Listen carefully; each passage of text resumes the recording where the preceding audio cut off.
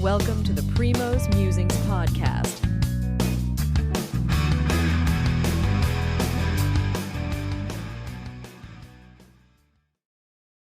Good evening. This is Sri here. And today, before I get to my day 7 recap of Wimbledon, did want to touch upon two tournaments going around the world in football, rather soccer. Um, one in the United States, the other one in Germany. So let's start off with the Euro Cup. And we'll start off with the home team playing against upstart and young team Spain. And you knew that Spain is now playing with pretty much, they are playing with no fear.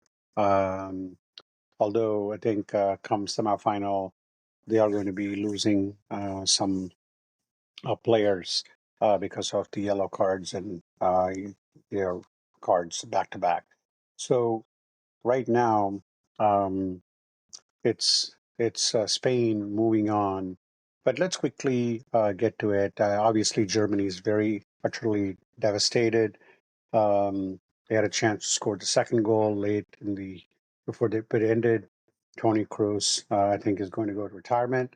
Um, and great career, but Spain is the one that's moving on, and they uh, had a Mikel Merino late winner uh, to eliminate um, Germany out of the Euro Cup from their home turf. But throughout the tournament, one team that really looked impressive was Spain. They were definitely the best team um, so far in the Euro Cup, and they did not disappoint. And they move on. And who do they face? They face France. Um, France and Portugal game. I mean, a lot of both the teams, Mbappe in France and even Portugal. You had a Ronaldo. I mean, Mbappe had a lot of chances. I mean, Spain should have actually won easily. I'm not Spain. France should have won easily, but um, they had so many opportunities that they did not convert. And Portugal, it seemed a shadow of the team, a shadow of Ronaldo. I think seems like he still says that he wants to come back and play in the 2026 World Cup in the United States. Um, but let's see. But France had to go into penalty kicks and win the game, and now they get to play Spain, and it's going to be a very exciting matchup between Spain and France because Spain is, like I said, playing with no fear. They really push the ball very well. But let's see if Mbappe and France can shake it off and then go to the final. On the other one, let me start with Turkey and Netherlands. Turkey actually was up 1-0 very early in the match. In fact, they scored in the 35th minute, and it looked like Netherlands was going to get bounced out the Euro Cup.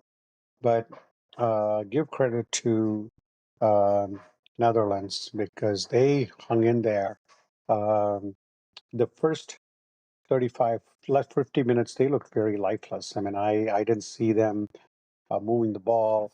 Um, but again, I think they changed their lineup a little bit, but they had, but no, but they were literally out of the game. But again, they rebounded in the second half, and I think it was once they got that first goal, just a matter of time that Netherlands would push um, and beat Turkey. And this is they reached the semifinals of the Euro Cup for the sixth time.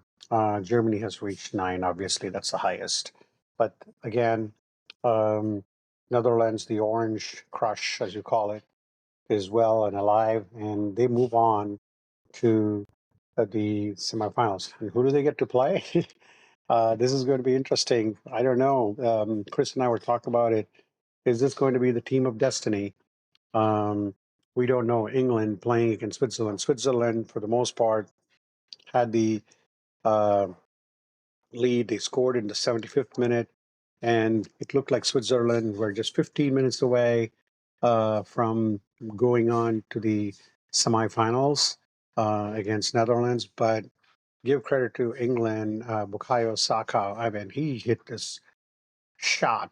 I mean, just a stinger of a shot that just went and hit the far corner of the goal. And once they tied it up, um, and as you know, in Euro Cup, they do have to play the extra time, but um, they were able to just keep it tied, and then they went into the um, uh, penalty kicks. And once it got to penalty kicks, um, it was just it just came down to the goalkeeper, and England's uh, goalkeeper Pickford was definitely the guy who who definitely was so solid. And Switzerland did help their cause by uh, missing their first uh, kick. Kanji, very tough to watch him. After the game, but and then Jude Bellingham and Saka again poured in some of extra kicks, and then Trent Alexander-Arnold put in the last one for England to win it at 5-3. So with that, we have England facing on Netherlands, Spain facing on France. Going to be exciting on Tuesday. Um, Definitely, let's see. We can get. I predicted England to go all the way, and Chris, I think, predicted Spain. So let's see if both of them will come to fruition. Now, let's quickly move into the Copa America. In the Copa America, we did hear about Argentina and Ecuador. A very good game. I mean, give credit to Ecuador for hanging in there. And again, this had to go into penalty kicks as well. And Argentina, um, Messi actually missed, and then and Ecuador missed, and then Alvarez, and then rest of it, it was Argentina. They had smooth sailing from there. It was 4-2 finally, and with Argentina moving on right now. And who do they get? This is going to be very exciting because Venezuela, Canada. Again, that again came down to penalties as well. And one thing in Copa America, which we talked about, is that they don't have extra time. They just go to penalty shootouts right away. But this penalty shootout was had a lot of drama. Um, both the teams, Canada and Venezuela, started by making the kick, missing the second kick, making the third kick, missing the fourth kick, and then went down to missing the. Um, I think they made the fifth kick, both of them, and then it went to the sixth kick, and then eventually Canada was able to get that. So 4-3 for Canada there, and well, they get the world champs, Argentina.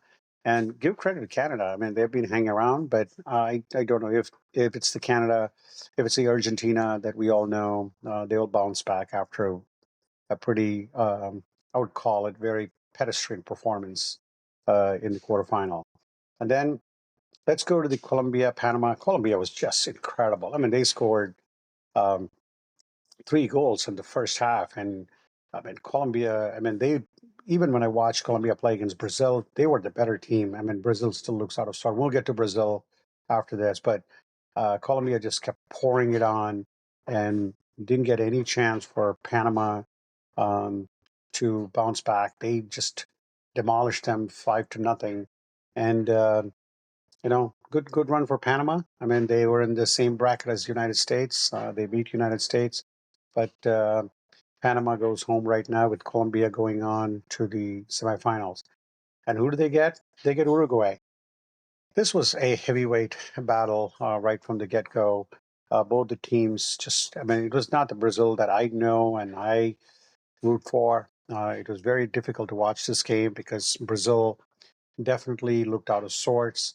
Um, Brazil did have a golden opportunity um, in the 75th minute or so when Uruguay um, was given a red card, and Brazil did not have, um, for the next, I would say, 16 minutes or so, including about 3 to 4 minutes, but next 20 minutes, I would say.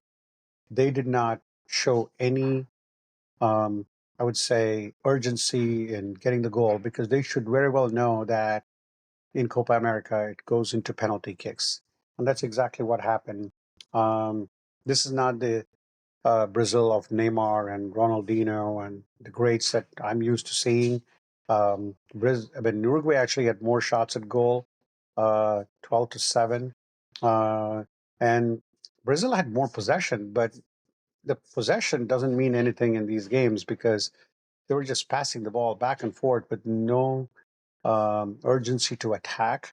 Um, and this was a game that was riddled with about 41 fouls, four yellow cards, one red card, um, and even in the corners. I mean, Uruguay actually had more corners than Brazil did. So they went into penalty kicks, and Uruguay. I mean, Brazil missed the first penalty kick, and then after that, it was Uruguay. It seemed like a little drama when Uruguay missed the fourth penalty kick, but they were clearly ahead. And once Manuel Ugarte put the ball into the net, it was all curtains down for Brazil. And it's another disappointment for Brazil. And they go back home. And it is Colombia versus Uruguay, Argentina versus Canada. The way I see it going, I do see Argentina winning, and I see Colombia going in. So again, it depends. Uruguay, if Uruguay plays the game that they're used to. They're a little more rough uh, type of play, um, but Colombia is way better team than what Brazil is. So I feel that Colombia would win against Uruguay and Argentina against Canada. So that's where we are. So for now, we think it's going to be. I think it's going to be Spain, Germany. I'm sorry, Spain and England, and then Argentina and Colombia. So with that, we wrap up the soccer special, the semifinals special, and we'll get back again when the final comes into play. Thank you so much for listening. Thank you for listening. Primo will be back soon.